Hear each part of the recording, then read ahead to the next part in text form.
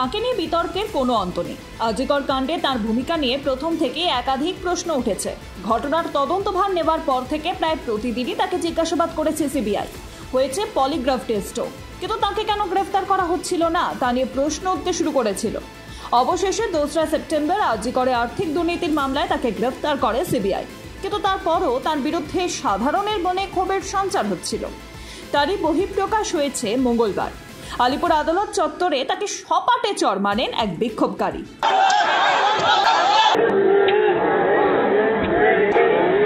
9 August আজিকরে seminar hall থেকে উদ্ধার হয় এক জুনিয়র ডাক্তারের দেহ। আর এই ঘটনার প্রতিবাদে সরব হন সাধারণ মানুষ থেকে বিশিষ্টজনেরা। ঘটনার পর হাসপাতালের সুপারকে সরানো হলেও পদে থেকে যান সন্দীপ ঘোষ, আর যা নিয়েই ক্ষোভ বাড়ে।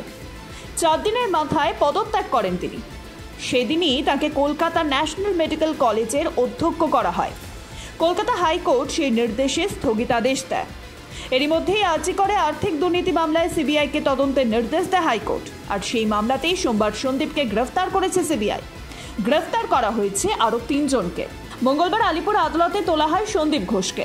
তাকে 8 দিনের সিবিআই হেফাজতে নির্দেশ দেন বিচারক, আর সেই সময় মহিলা ও পুরুষ আইনজীবীরা বিক্ষোভ দেখান। সন্দীপ ঘোষের ফাঁসির দাবিতে সরব হন তারা। আদালত চত্বরে নিরাপত্তা রক্ষীর সংখ্যা কম ছিল। সন্দীপ ঘোষকে আদালতে ঢোকাতে বেগ পেতে হয় নিরাপত্তা রক্ষীদের। পরিস্থিতি দেখে আরও ফোর্স আনা হয়।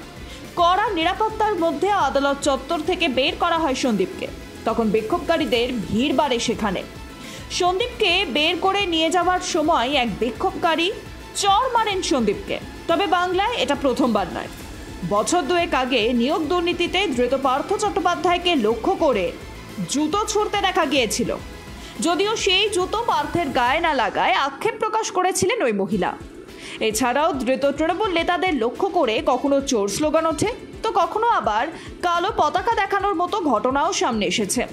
আর এবার চর খেয়ে তালিকায় নাম তুললেন সন্দীপ ঘোষ। এ নিয়ে রাজনৈতিক মহলের একাংশের মতে এভাবেই সন্দীপকে উপহার দিলেন আমজনতা, যা হয়তো কোনোদিনই ভুলতে পারবেন না তিনি। Bureau report Ritam Bangla.